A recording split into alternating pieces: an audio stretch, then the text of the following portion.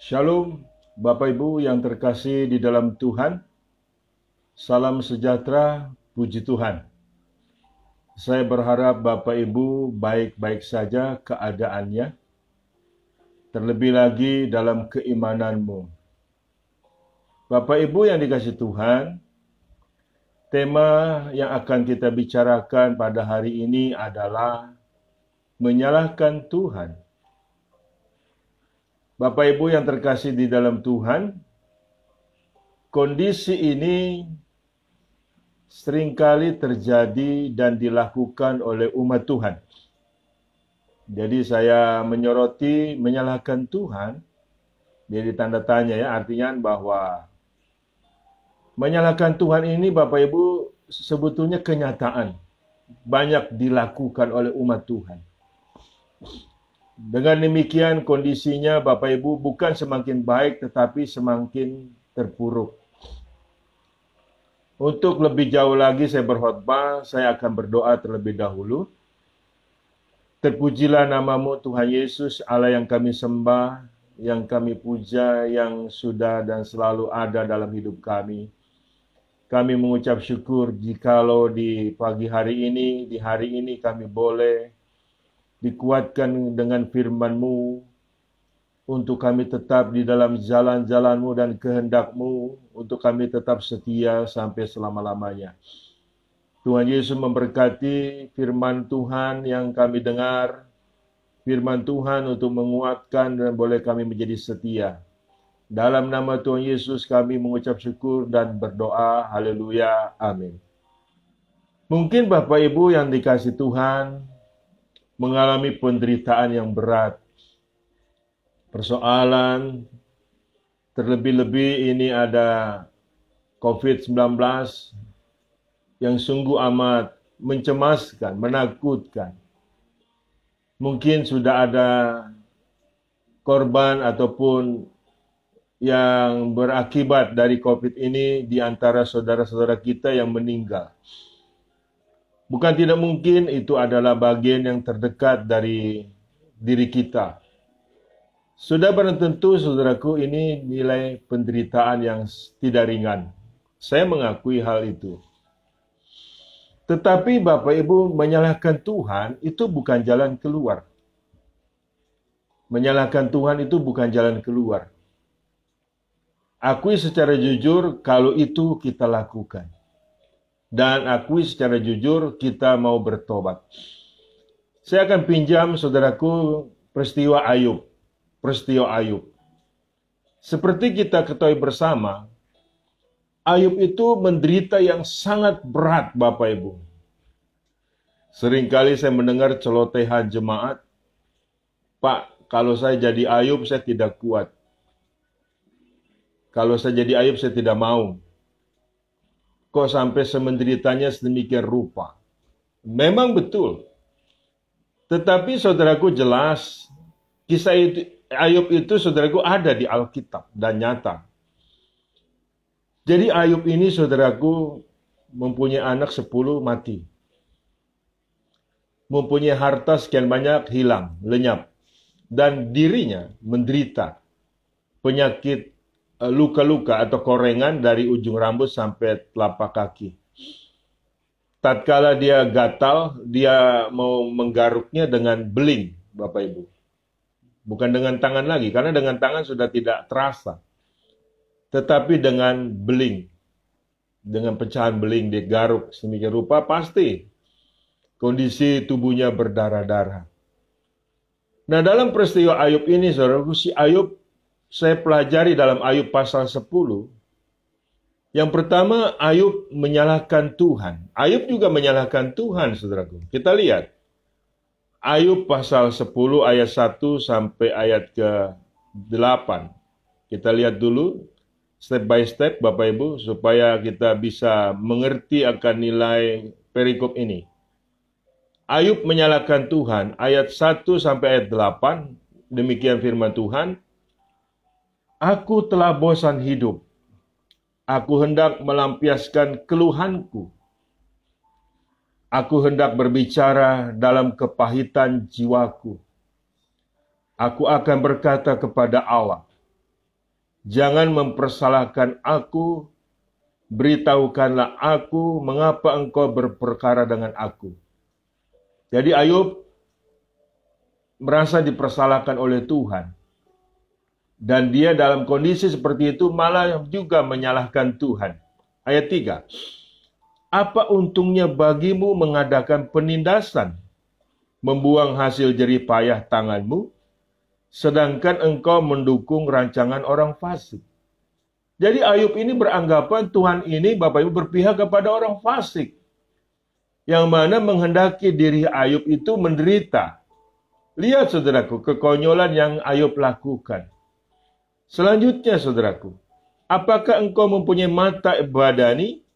Samakah penglihatanmu dengan penglihatan manusia? Apakah hari-harimu seperti hari-hari manusia? Tahun-tahunmu seperti hari-hari orang laki-laki? Sehingga engkau mencari-cari kesalahanku dan mengusut dosaku. Padahal engkau tahu bahwa aku tidak bersalah dan bahwa tiada seorang pun dapat memberi kelepasan dari tanganmu. Tanganmulah yang membentuk dan membuat aku, tetapi kemudian engkau berpaling dan hendak membinasakan aku. Saudaraku yang dikasihi Tuhan, saking beratnya saudaraku penderitaan Ayub, itulah kondisi yang Ayub katakan kepada Tuhan. Bapak Ibu bisa dibayangkan, bisa direnungkan kata-kata Ayub kepada Tuhan. Jadi saudaraku, sama aja Ayub menyatakan bahwa Tuhan kau yang membentuk aku, tapi kau seenaknya membejak-bejak aku, merusak aku. Jadi sepertinya Ayub seperti boneka, saudaraku. Jadi bahkan Ayub mengatakan, apakah engkau sama seperti manusia, mempunyai mata badani, mempunyai telinga badani? Dan apakah hari-harimu sama? Ayub menderita itu terasa lama, saudaraku. Ini memang kondisi Ayub berat, saudaraku. Tetapi, saudaraku, dia menyalahkan Tuhan. Kalau kita ada di situ, Bapak Ibu, lebih baik kita batalkan. Ya kan, kita urungkan, Bapak Ibu. Mungkin Bapak Ibu berpikir, lu pendeta ngomong enak aja. Sebab bukan kamu yang menderita, aku yang menderita. Itu betul. Itu betul. Tapi saya bicara bukan seenak saya. Ini firman. Ini firman, saudaraku. Ya kan? Kemudian, saudaraku, bukan berhenti Ayub sampai menyalahkan Tuhan. Tetapi dia juga mencurigai Tuhan, saudaraku. Kita lihat, saudaraku, ayat yang ke-9 sampai 17. Ingatlah bahwa engkau yang membuat aku dari tanah liat, tetapi engkau hendak menjadikan aku debu kembali. Bukankah engkau yang mencurahkan aku seperti air susu dan mengentalkan aku seperti keju? Engkau mengenakan kulit dan daging kepadaku, serta menjalin aku dengan tulang dan urat. Hidup dan kasih setia kau karuniakan kepadaku, dan pemeliharaanmu menjaga nyawaku. Tetapi inilah yang kau sembunyikan di dalam hatimu. Aku tahu bahwa inilah maksudmu. Kalau aku berbuat dosa, maka engkau akan mengawasi aku, dan engkau tidak akan membebaskan aku daripada kesalahanku. Kalau aku bersalah, celakalah aku, dan kalau aku benar, aku tak akan berani mengangkat kepalaku. Karena kenyang dan dengan penghinaan dan karena mengeliat sengsaraku. Kalau aku mengangkat kepalaku, maka berarti singa engkau akan memburu aku dan menunjukkan kembali kuasamu yang ajaib kepadaku. Engkau akan mengajukan saksi-saksi baru terhadap aku. Engkau memperbesar kegeramanmu terhadap aku, dan pasukan-pasukan baru, bahkan bala tentara melawan aku. Saudara lihat, yang kedua, Ayub itu mencurigai Tuhan. Jadi rupanya Tuhan ini, Ayub beranggapan, dia mengenakan diri Ayub mengenakan kulit dan tulang. Kemudian saudaraku, seperti apa? Seperti Ayub ini beranggapan dia barang mainan Tuhan, saudaraku. Iya kan? Jadi dia anggap Tuhan tuh punya pribadi yang buruk, yang seenaknya saja untuk mempermainkan ciptaannya. Itu satu hal yang mendalam salah, saudaraku. Sangat dalam sekali salahnya. Nanti saya akan beritahu Bapak Ibu efek yang selanjutnya, saudaraku. Jadi yang kedua, Bapak Ibu, Ayub itu mencurigai Tuhan. Iya kan? Jangan-jangan engkau menciptakan aku akan menjadi barang mainan kamu. Sehingga aku dibuat sedemikian rupa.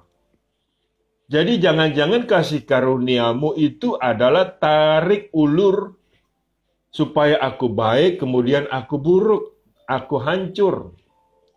Tatkala aku berbuat dosa, engkau meremukkan aku. Jadi Tuhan ini, saudaraku, dianggap pribadi yang bagaimana ya, yang kacau, Bapak Ibu. Iya kan? Bahkan Ayub, Bapak Ibu, menyalahkan kelahirannya. Ayub, saudaraku, kemudian menyesali kelahirannya. Kita lihat di ayat 18.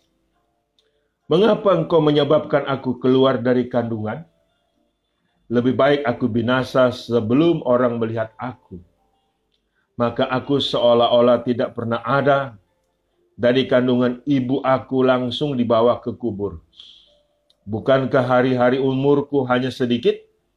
Biarkanlah aku, supaya aku dapat bergembira sejenak. Sebelum aku pergi dan tidak kembali lagi ke negeri yang gelap dan kelam pekat. Ke negeri yang gelap gulita, tempat yang kelam pekat dan kacau balau, di mana cahaya terang serupa dengan kegelapan.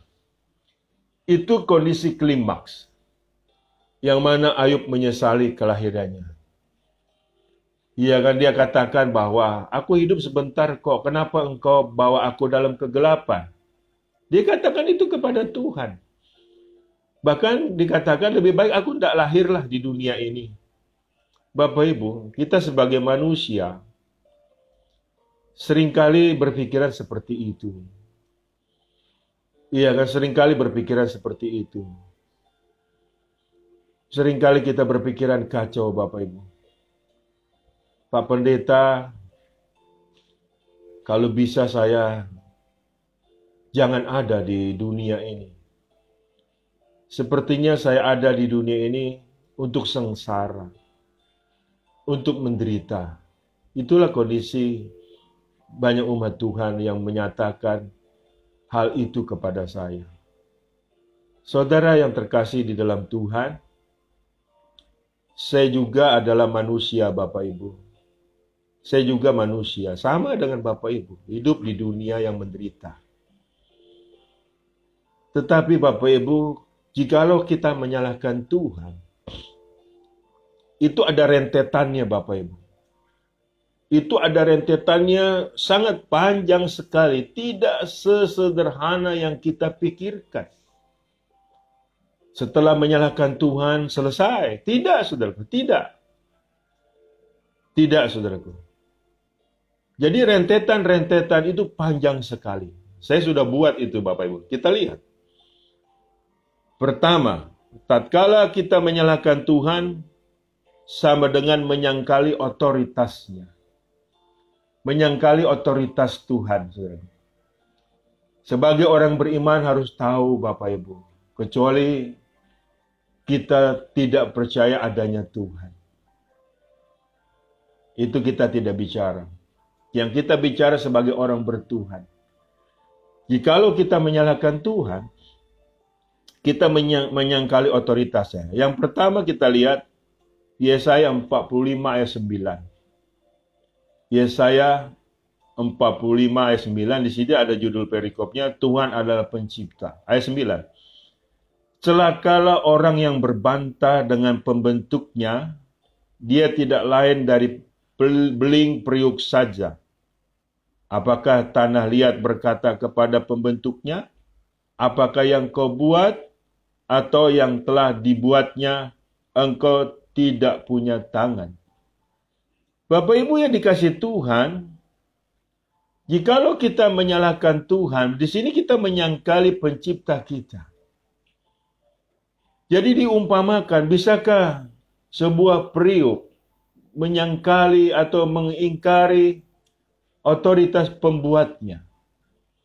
Sebagai tanda liat, Bapak Ibu, periuk itu dibuat dari tanda liat, tidak boleh menyangkali kondisi keadaannya mau dibuat apa, saudara. Itu penting kita pegang terlebih dahulu. Mau dibuat vas bunga, mau dibuat itu toilet, bakal orang berpijak membuang kotoran, mau dibuat itu wastafel, tempat orang buang dahak, buang rehak. Gak bisa, saudaraku, benda-benda tersebut protes. Saya tidak mau dibuat seperti itu, saya mau dibuat vas bunga. Di mana saya tempat, di mana bunga berbunga, pohon berbunga. Tidak bisa, saudaraku. Jadi di sini ada sifat di dalam diri kita harus berserah penuh kepada Tuhan. Kita tidak bisa protes, Bapak Ibu. Terserah Tuhan. Terserah Tuhan, saudara. Terserah Tuhan. Sebagai kita makhluk yang diciptakan oleh Tuhan kita lebih baik berserah. Dengan kita berserah, kita berpandangan baik terhadap Tuhan. Saudaraku yang dikasihi Tuhan, jika kita menyangkali otoritasnya, kita ingin menjadikan Tuhan. Itu sifat iblis sebetulnya, Bapak Ibu. Iblis itu sifatnya menyangkali otoritas Tuhan. Sebab dia ingin berkuasa. Makanya dia dibuang dari surga. Dan jadilah dia iblis. Bapak Ibu yang dikasihi Tuhan, jika kita menyalahkan Tuhan, kita menyangkali Tuhan. Dan bahkan menyangkali otoritasnya. Jadi kita sebagai yang diciptakan. Ada yang menciptakan kita, Bapak Ibu. Walaupun kita bisa menciptakan dari apa yang kita buat. Kita juga bisa meng-create. Misalnya, ini meja di mana saya berkhotbah, itu ada orang yang meng-create, ada orang yang menciptakan. Bagus sekali, Bapak Ibu. Itu meja komputer. Bedanya manusia itu menciptakan dari yang ada. Menjadi ada, dari bahan kayu, dari bahan aluminium, diciptakanlah meja yang indah. Ya, saudaraku, kalau Tuhan menciptakan kita dari yang tidak ada menjadi ada. Nah, kalau kita diciptakan ada, itu bukannya eksiden, Bapak Ibu. Bukannya eksiden. Saya ini ada, itu bukan perkara eksiden. Jadi salah cipta, begitu loh. Iya kan? Tuhan menciptakan apa, jadilah Denny Harsono. Bukan. Saya ada sebagaimana ada itu karena kehendak Tuhan. Jangan menyangkali itu, Bapak Ibu. Jikalau kita di dalam kehendak Tuhan, Tuhanlah yang bertanggung jawab. Paham ya, Bapak Ibu? Jadi di sini yang pertama, tatkala kita menyalahkan Tuhan, kita menyangkali Tuhan. Itu berbahaya sekali. Nah, akhirnya saudaraku, Ayub mendapatkan teguran, saudaraku. Teguran dari Tuhan. Kemudian kita lihat di ayat 38 ayat 1 sampai 5. Ayat 1, maka dari dalam badai Tuhan menjawab Ayub. Siapakah dia yang menggelapkan keputusan dengan perkataan-perkataan yang tidak berpengetahuan? Bersiaplah engkau sebab sebagai laki-laki aku akan menanyai engkau supaya engkau memberitahu aku. Di manakah engkau ketika aku meletakkan dasar bumi? Ceritakanlah. Kalau engkau mempunyai pengertian. Siapakah yang telah menetapkan ukurannya? Bukankah engkau mengetahuinya? Atau siapakah yang telah merentangkan tali pengukur padanya? Tuhan menjawab Ayub, Bapak Ibu. Ayub nggak bisa apa-apa. Kalau engkau berpengertian, kata Tuhan, ceritakan. Ceritakan di mana waktu aku menciptakan segala sesuatunya engkau berada. Saudara, ini teguran yang pantas kepada Ayub. Seringkali kita sebagai manusia, Bapak Ibu, merasa hebat. Merasa berpengetahuan, Bapak Ibu. Seringkali kita mengajari Tuhan. Ya kan? Ini banyak terjadi sudah atas umat Tuhan. Tuhan harusnya membuat saya begini, membuat saya begitu.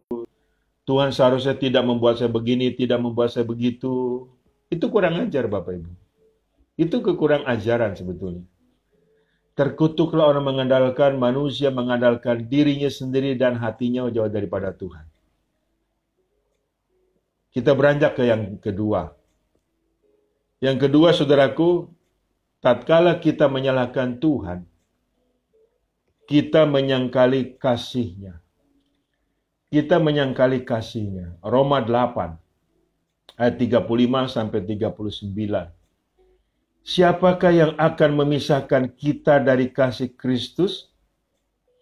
Penindasan atau kesesakan atau penganiayaan atau kelaparan atau ketelanjangan atau bahaya atau pedang. Seperti ada tertulis, oleh karena engkau kami ada dalam bahaya maut sepanjang hari, kami telah dianggap sebagai domba-domba sembelihan. Tetapi dalam semuanya itu kita lebih daripada orang-orang yang menang oleh Dia yang telah mengasihi kita. Sebab aku yakin bahwa baik maut maupun hidup, baik malaikat-malaikat maupun pemerintah-pemerintah, baik yang ada sekarang maupun yang akan datang, atau kuasa-kuasa, baik yang di atas maupun yang di bawah, ataupun sesuatu makhluk lain, tidak akan dapat memisahkan kita dari kasih Allah yang ada di dalam Kristus Yesus Tuhan kita. Puji Tuhan. Anda mau menyangkali kasih Allah yang sedemikian kuat, yang sedemikian rupa membela kita. Ini Paulus alami, Bapak Ibu. Paulus adalah orang yang banyak sekali menderita, saudaraku. Oleh karena dia menginjil, oleh karena dia Tuhan. Dia benar-benar menyintai Tuhan, Bapak Ibu. Kalau Bapak Ibu merasa bertuhan, katanya menyintai Tuhan, dan sedang bekerja di ladang Tuhan, janganlah bersungut-sungut, saudaraku. Sebab hidup kita ini adalah untuk Tuhan. Ya kan? Kolose 3:23. Jikalau hidup kita untuk Tuhan, Bapak Ibu, tidak ada yang bisa memisahkan kita, baik maut sekalipun. Jadi kasih Allah itu, saudaraku, ya kan, sangat kuat memegang kita, sangat kuat menjamin hidup kita, sangat setia berjalan dengan kehidupan kita. Jadi, saudaraku, penderitaan yang kita alami sesungguhnya tidak melebihi pencobaan keadaan diri kita, kekuatan kita. Jadi pencobaan yang kita alami tidak melebihi kekuatan kita. Camkan itu baik-baik, Bapak Ibu.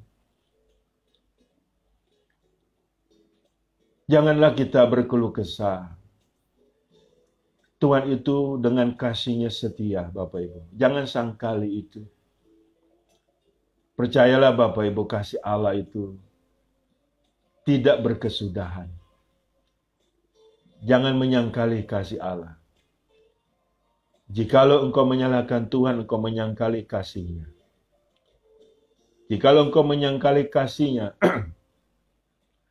menyamakan kasih Allah itu dengan kasih sama manusia. Beda, Bapak Ibu. Kasih Allah itu agape.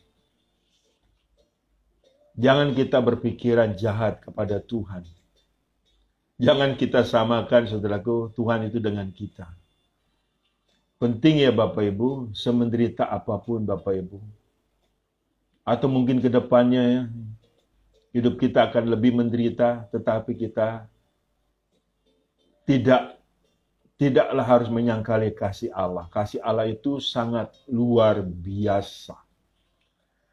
Luar biasanya di mana? Luar biasa ini setia sampai kita selesai akan kehidupan kita, bahkan sampai selama-lamanya. Puji Tuhan. Jadi di sini Bapak Ibu, kita jangan sampai menyangkali kasih Allah. Yang ketiga, jika kita menyalahkan Tuhan, kita menyangkali kesetiaannya. Kita lihat Mazmur 33 ayat 1 sampai ayat 22. Bersorak-sorailah hai orang-orang benar dalam Tuhan, sebab memuji-muji itu layak bagi orang-orang jujur. Bersyukurlah kepada Tuhan dengan kecapi, bermazmurlah baginya dengan gambus 10 tali. Nyanyikanlah baginya nyanyian baru, petiklah kecapi baik-baik dengan sorak-sorai. Sebab firman Tuhan itu benar, segala sesuatu dikerjakannya dengan kesetiaan. Ia senang kepada keadilan dan hukum. Bumi penuh dengan kasih setia Tuhan. Oleh firman Tuhan langit telah dijadikan, oleh nafas dari mulutnya segala tentaranya. Ia mengumpulkan air laut seperti dalam bendungan, ia menaruh samudra raya ke dalam wadah. Biarlah segenap bumi takut kepada Tuhan, biarlah semua penduduk dunia gentar terhadap Dia. Sebab Dia berfirman, maka semuanya jadi. Dia memberi perintah, maka semuanya ada. Tuhan menggagalkan rencana bangsa-bangsa, Ia meniadakan rancangan suku-suku bangsa, tetapi rencana Tuhan tetap selama-lamanya. Rancangan hatinya turun-temurun. Berbahagialah bangsa yang Allahnya ialah Tuhan. Suku bangsa yang dipilihnya menjadi miliknya sendiri. Tuhan memandang dari surga, Ia melihat semua anak manusia. Dari tempat kediamannya Ia menilik semua penduduk bumi. Dia yang membentuk hati mereka sekalian, yang memperhatikan segala pekerjaan mereka. Seorang raja tidak akan selamat oleh besarnya kuasa. Seorang pahlawan tidak akan tertolong oleh besarnya kekuatan. Kuda adalah harapan sia-sia untuk mencapai kemenangan. Yang sekalipun besar ketangkasannya tidak dapat memberi keluputan. Sesungguhnya mata Tuhan tertuju kepada mereka yang takut akan Dia, kepada mereka yang berharap akan kasih setianya, untuk melepaskan jiwa mereka daripada maut dan memelihara hidup mereka pada masa kelaparan. Jiwa kita menanti-nantikan Tuhan. Dialah penolong kita dan perisai kita. Ya, karena Dia hati kita bersukacita. Sebab kepada namanya yang kudus kita percaya. Kasih setiamu ya Tuhan kiranya menyertai kami, seperti kami berharap kepadamu. Puji Tuhan. Kemudian saya sambung. Mazmur 57 ayat 10-11. Sebab kasih setiamu besar sampai ke langit, dan kebenaranmu sampai ke awan-awan. Tinggikanlah dirimu mengatasi langit, ya Allah, biarlah kemuliaanmu mengatasi bumi.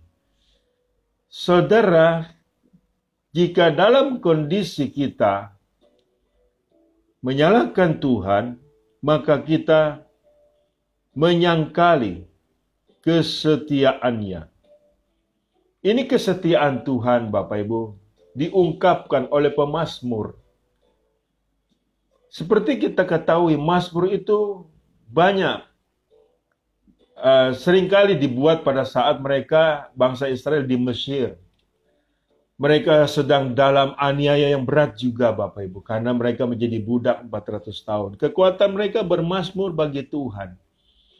Bermazmur kepada Tuhan dan menyatakan kehebatan Tuhan, menyatakan kesetiaan Tuhan, menyatakan kekuatan Tuhan, menyatakan kuasa Tuhan. Itulah kondisi-kondisi yang terjadi atas diri pemazmur tersebut.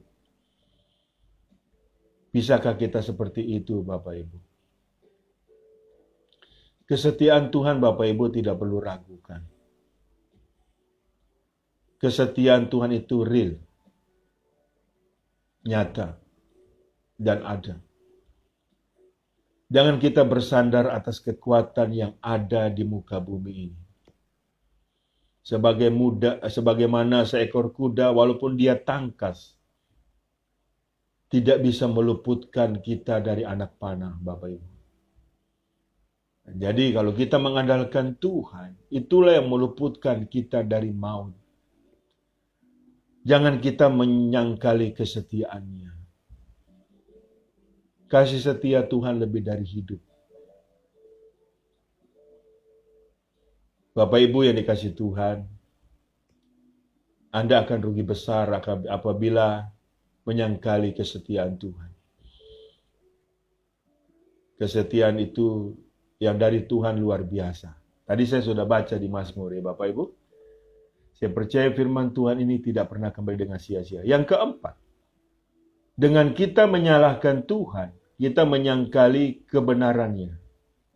Kita menyangkali kebenarannya. Saya ambil dari Matius 16, maksud saya ayat 24. Matius 16 ayat 24, ayat 20, sampai 25. Lalu Yesus berkata kepada murid-muridnya, setiap orang yang mau mengikut aku, ia harus menyangkal dirinya, memikul salibnya, dan mengikut aku. Karena barang siapa mau menyelamatkan nyawanya, ia akan kehilangan nyawanya. Tetapi barang siapa kehilangan nyawanya karena aku, ia akan memperolehnya. Saudara lihat kebenaran firman Tuhan ini langsung yang diucapkan oleh Tuhan Yesus. Mungkin seringkali pada saat kita menderita, kita takut kehilangan nyawa, Bapak Ibu. Sehingga sampai-sampai kita berkhianat kepada iman kita, kepada kebenaran Tuhan.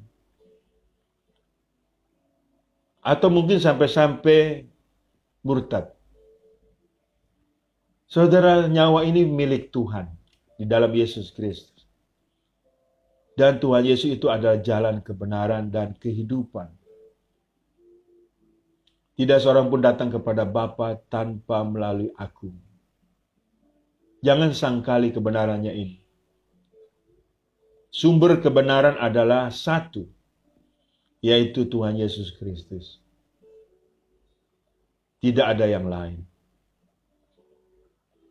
Jadi barang siapa yang takut kehilangan nyawanya, dia akan kehilangan nyawanya. Tetapi siapa yang tidak takut kehilangan nyawanya, iya kan? Karena Tuhan, dia akan mendapatkan nyawanya tersebut. Saudara, manusia pasti mati. Manusia pasti mati. Iya kan? Tetapi kita tidak kehilangan nyawa, Bapak Ibu. Kita ini ada dalam jaminan keselamatan Tuhan Yesus. Jadi seringkali begini Bapak Ibu. Saya seringkali berpikir agak lucu. Kenapa orang pikir mati pada saat dia sakit? Iya kan? Ya itu kan Pak relevansi. Sifat relevansi. Kalau orang sakit ya nanti mati. Saya tanya balik. Kenapa waktu kamu sehat tidak pikir mati? Padahal ada yang sehat tiba-tiba mati. Nah itu persoalannya. Iya kan? Nah, kalau saya berpikirnya Bapak Ibu, pikir mati memang betul, tetapi pikiran mati di dalam Tuhan. Makanya kebenaran Tuhan ini saya tidak pernah sangkal. Walaupun saya dengan Bapak Ibu ada penderitaan. Sungguh Bapak Ibu. Iya toh? Jadi kalau judulnya mati, kenapa kita harus berpikir saat kita sakit, kita pikir mati? Kita lagi sehat pun bisa tiba-tiba mati Bapak Ibu. Banyak yang terjadi itu. Banyak kita saksikan. Makanya untuk itu kita jangan menyangkali kebenarannya. Kebenaran di dalam Tuhan Yesus itu iya dan amin. Sekali lagi saya bicarakan. Mungkin menderitamu berat, sakit belum sembuh-sembuh, keuangan belum pulih, mungkin mengalami aniaya. Tetapi firman Tuhan Bapak Ibu, kebenarannya jangan kau sangkali. Jangan kau sangkali. Yesus adalah sumber kebenaran dan sumber kehidupan. Amin Bapak Ibu. Jadi kita dapat poin yang keempat. Kemudian poin yang kelima. Poin yang kelima. Sampai berapa Pak poinnya? Banyak Bapak Ibu. Tapi Bapak Ibu cari sendiri, saya hanya sampai 6. Mengingat waktu. Yang kelima, saudaraku, jikalau engkau menyalahkan Tuhan, engkau menyangkali karakternya. Nah, saudaraku, engkau menyangkali karakternya. Di Mazmur 23, ayat 1 sampai 6. Tuhan gembalaku yang baik. Mazmur Daud. Tuhan adalah gembalaku, takkan kekurangan aku. Ia membandingkan aku di padang yang berumput hijau.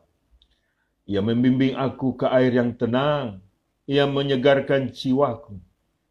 Ia menuntun aku di jalan yang benar oleh karena namanya. Sekalipun aku berjalan dalam lembah kekelaman, aku tidak takut bahaya.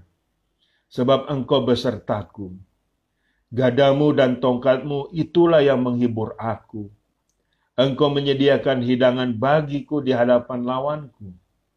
Engkau mengurapi kepalaku dengan minyak, pialaku penuh dengan melimpah. Kebajikan dan kemurahan belaka akan mengikuti aku. Seumur hidupku dan aku akan diam di dalam rumah Tuhan sepanjang masa. Puji Tuhan. Ini karakter Tuhan Bapak Ibu, sebagai gembala. Sering Yesus ngomong seperti itu. Nah, bertepatan si Daud ini juga adalah seorang gembala. Dia tahu persis akan tanggung jawab kepada domba-dombanya. Jangan kau sangkali ini Bapak Ibu. Kita adalah domba-domba Tuhan. Tuhan adalah gembala kita yang baik. Seorang gembala tidak mungkin menterlantarkan domba-dombanya. Sungguh Bapak Ibu, jangan kau sangkali karakter Tuhan ini sebagai domba-domba, kita sebagai dombanya, Tuhan sebagai gembala yang baik. Dia akan membaringkan aku di padang rumput hijau oleh karena namanya. Puji Tuhan. Ini ada dalam nyanyian juga Bapak Ibu ya. Nanti Bapak Ibu nyanyi sendirilah. Tuhan adalah gembalaku. Takkan kekurangan aku, Dia membaringkan aku di padang yang berumput hijau. Luar biasa. Jangan kau sangkali. Dia gembala yang baik. Dia gembala yang baik. Saya kasih tahu lagi ada ayatnya Bapak Ibu. Matius 18 ayat 12 sampai 14. Bagaimana pendapatmu? Ini kata Yesus. Jika seorang mempunyai 100 ekor domba dan pergi mencari yang sesat itu, dan aku berkata kepadamu, sesungguhnya,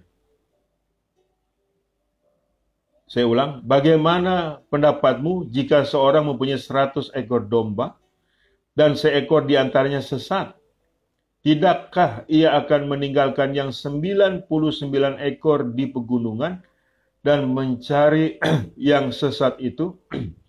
Dan aku berkata kepadamu, sesungguhnya jika ia berhasil menemukannya, lebih besar kegembiraannya atas yang seekor itu daripada atas yang ke-99 ekor yang tidak sesat.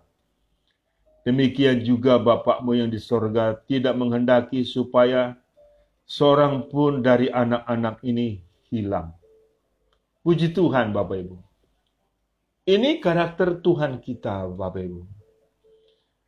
Jadi Bapak Ibu, apabila domba-dombanya yang tersesat, dia akan cari kemanapun sampai ketemu Bapak Ibu. Jikalau sudah bertemu dengan domba yang hilang, dia kegembiraan jauh lebih besar. Jadi kata siapa kita dibiarkan Tuhan? Kata siapa kita diabaikan Tuhan, Bapak Ibu? Kata siapa kita dilalaikan Tuhan? itu adalah ungkapan-ungkapan yang tidak baik. Bapak Ibu, ini firman Tuhan loh yang saya baca. Ini dari Yesus sendiri. Jadi saudaraku, kita harus paham perumpamaan ini. Seorang gembala tidak akan pernah menterlantarkan domba-dombanya. Sudah barang tentu di sini saya bicara gembala yang baik. Dia akan mencari sampai dapat. Puji Tuhan. Bahkan diumpamakan ada 100, satu yang hilang, 99 itu ditinggalkan di atas gunung. Artinya sudah aman. Tinggal satu ini dicari. Bapak Ibu mungkin teringat, kalau Tuhan menyembuhkan, kalau Tuhan berperkara, kau adalah keturunan Abraham. Kau layak menerima keselamatan. Jadi, setiap kita yang keturunan Abraham, Bapak Ibu, layak menerima janji-janji Allah. Galatia 3:29 mengatakan itu. Jadi jikalau Bapak Ibu menyalahkan Tuhan, akan Anda menyangkali karakternya. Dan Anda akan rugi besar. Yang terakhir Bapak Ibu, karena waktu terus berjalan. Yang terakhir, keenam, menyangkali pikirannya. Jikalau Bapak Ibu menyalahkan Tuhan, Bapak Ibu menyangkali pikirannya. Kita lihat di 1 Korintus 2 ayat 16. Sebab siapakah yang mengetahui pikiran Tuhan, sehingga ia dapat menasihati dia, tetapi kami memiliki pikiran Kristus. Pikiran kita tidak sama dengan pikiran Tuhan, Bapak Ibu. Jadi pikiran kita harus sepikiran dengan Tuhan. Bisa. Kalau kita ada kerendahan hati. Kalau kita mau meminta. Jikalau kekurangan hikmat, mintalah kepada yang punya hikmat. Paulus sudah memiliki pikiran Kristus. Karena dia nggak ada tendensi dalam pikiran-pikiran dia yang jahat, Bapak. Nggak ada tendensius. Benar-benar saudaraku, apa yang dia alami, entah itu dalam kenyang, dalam lapar, dalam sengsara, dalam aniaya, dia tahu persis bahwa dia itu di dalam pikiran Tuhan. Di dalam pemikirannya. Sudah barang tentu Bapak Ibu, Tuhan juga bertanggung jawab atas diri Paulus. Sebetulnya kita harus sepikiran dengan Tuhan, Bapak Ibu. Jangan pikiran kita ngaco. Pikiran kita ini seringkali bisa disusupi oleh iblis. Ingat di Matius 16 ayat 23, yang Yesus katakan kepada Petrus, "Enyalah iblis, engkau merupakan batu sandungan bagiku. Engkau bukan memikirkan apa yang dipikirkan Allah, tapi engkau memikirkan apa yang dipikirkan manusia." Hati-hati Bapak Ibu. Pikiran kita jangan diserahkan kepada iblis. Pikiran kita harus berserah kepada Tuhan. Renungkanlah firman Tuhan itu siang dan malam. Sehingga niscaya kita sepikiran dengan Tuhan. Jadi kita tahu, pada saat kita mengalami kondisi tidak enak menurut daging kita, kita tahu dengan apa maunya Tuhan. Tuhan mendidik bisa juga dengan kondisi seperti itu, Bapak Ibu. Tuhan menegur, menasehati. Nah masalahnya kita jangan bebal. Kalau kita bebal, ya sudah tamat. Kalau kita bebal, tamat Bapak Ibu. Iya kan? Makanya kita jangan menyangkali pikiran Tuhan.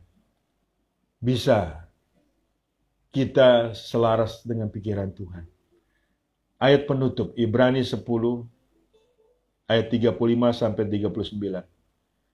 Sebab itu janganlah kamu melepaskan kepercayaanmu karena besar upahmu yang menantinya. Sebab kamu memerlukan ketekunan supaya sesudah kamu melakukan kehendak Allah, kamu memperoleh apa yang dijanjikannya itu. Sebab sedikit, bahkan sangat sedikit waktu lagi, dan ia akan datang, sudah akan ada tanpa menangguhkan kedatangannya.